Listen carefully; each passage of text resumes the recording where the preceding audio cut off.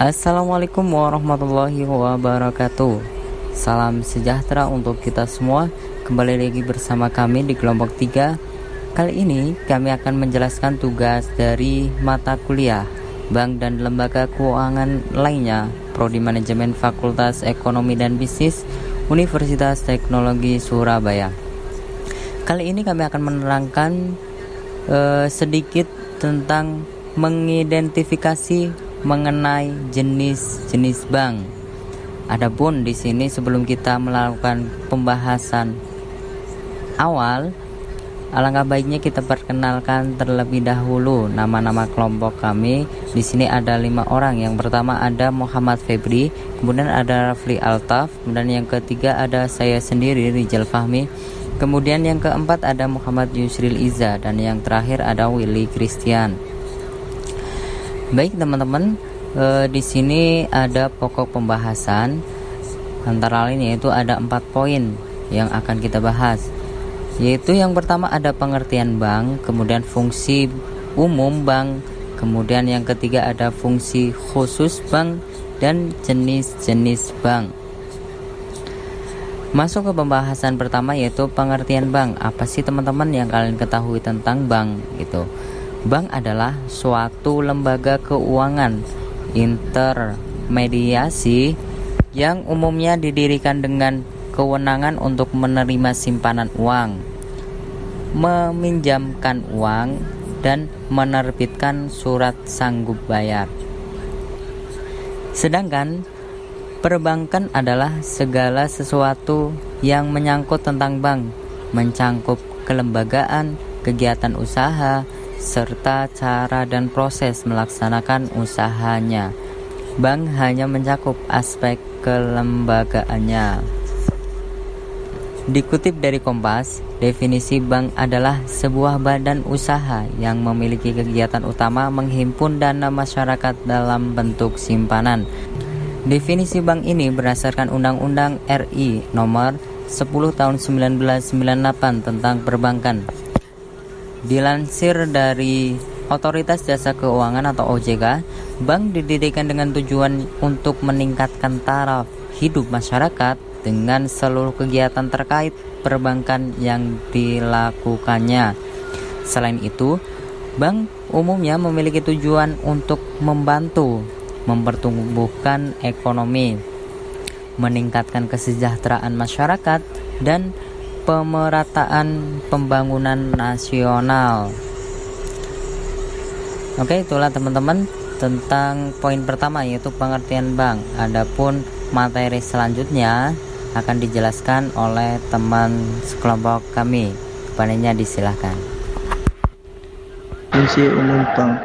1. Penghimpun dana. Bank adalah penghimpun dana yang mengambil sumber dari 3 hal, yaitu setoran modal. Ketika bank didirikan, dana dari masyarakat luas melalui usaha perbankan seperti simpanan giro, deposito, tabanas, dan juga dana dari lembaga keuangan. 2. Penyalur dana pada masyarakat. Dana yang telah dikumpulkan bank dapat disalurkan kepada masyarakat. Bentuk yang diberikan kepada masyarakat adalah kredit, surat-surat berharga, penyertaan, dan juga pemilikan harta tetap. 3. Pengawas lalu lintas uang. Salah satu tugas bank lainnya adalah mengawasi aktivitas keuangan yang terjadi seperti kegiatan pengiriman uang, inkaso, kartu kredit, dan lain-lain. Fungsi khusus bank. 1. Agent of Trust. Agent of Trust berarti bank adalah lembaga yang berlandaskan nilai kepercayaan. Masyarakat harus bisa memiliki rasa percaya untuk melakukan semua kegiatan operasional terkait perbankan dengan lembaga ini. Jika masyarakat percaya dengan bank, masyarakat akan tanpa khawatir menitipkan dana, mengambil uang, dan lain-lain tanpa rasa takut atau ragu. Kepercayaan ini juga harus dimiliki pihak bank. Bank harus bisa mempercayai masyarakat atau nasabah dalam hal meminjamkan uang. Tentu saja bank harus bisa melakukan penilaian yang baik terhadap kemampuan pengembalian pinjaman oleh nasabah. 2. Agent of Development. Bank sebagai agen of development adalah kemampuan bank untuk mengajak masyarakat melakukan investasi, konsumsi, distribusi, dan jasa menggunakan media uang. Development yang dimaksud dalam agent of development adalah perkembangan perekonomian masyarakat. Bank harus bisa berkontribusi dalam sektor moneter yang juga mempengaruhi sektor real untuk perkembangan ekonomi masyarakat. Agent of service. Bank sebagai agent of service yaitu bank menawarkan beragam jasa keuangan. Contoh jasa keuangan yang biasa ditawarkan bank adalah penyimpanan dana, pemberian pinjaman, transfer dana, dan lain-lain. Dana yang disimpan oleh bank pada dasarnya ditujukan untuk masyarakat. Dengan begitu, jasa yang diberikan oleh sebuah bank harus memiliki kaitan dengan aktivitas perekonomian masyarakat. Jenis-jenis bank. 1. Bank sentral. 2. Bank umum konvensional atau syariah. 3. Bank Pekreditan Rakyat BPR atau Bank Pembiayaan Rakyat Syariah BPRS. 4. Bank milik pemerintah. 5. Bank milik swasta. 6. Bank asing. 7. Bank campuran. 1. Bank sentral. Bank sentral adalah instansi yang bertanggung jawab terhadap kebijakan moneter suatu negara. Tugas dari bank sentral adalah menjaga stabilitas harga atau nilai mata uang dalam suatu negara, contohnya rupiah di Indonesia. Dengan operasi bank sentral yang baik, inflasi dapat dikendalikan atau memiliki nilai serendah mungkin. Hal ini memungkinkan perekonomian yang terkendali dan sehat. Selain itu, keseimbangan jumlah barang dan uang dapat terjaga. Bank sentral berhak membuat dan melaksanakan kebijakan moneter untuk mengendalikan jumlah uang yang beredar di masyarakat. 2. Bank umum. Bank umum merupakan bank yang melakukan kegiatan usaha secara konvensional maupun berdasarkan prinsip syariah. Pada intinya, bank umum memberikan layanan jasa dalam lalu lintas pembayaran. Badan usaha ini memiliki wewenang menghimpun dana dari masyarakat. Bentuk dana yang bisa dikelola sebuah bank umum adalah dalam bentuk simpanan. Simpanan ini disalurkan kepada masyarakat dalam bentuk kredit maupun bentuk lainnya. Tujuan dari bank umum adalah meningkatkan kualitas hidup masyarakat menurut ahli perbankan. Bank umum merupakan institusi keuangan yang berorientasi pada laba. 3. Bank Pekreditan Rakyat BPR. BPR atau Bank Pekreditan Rakyat adalah suatu jenis dari bank yang hanya menerima simpanan dalam bentuk deposito berjangka, tabungan, atau bentuk lainnya yang dibersamakan. Bank ini menyalurkan dana tersebut sebagai upaya BPR. Biasanya BPR ditemukan di kota-kota kecil yang dekat dengan masyarakat yang membutuhkan.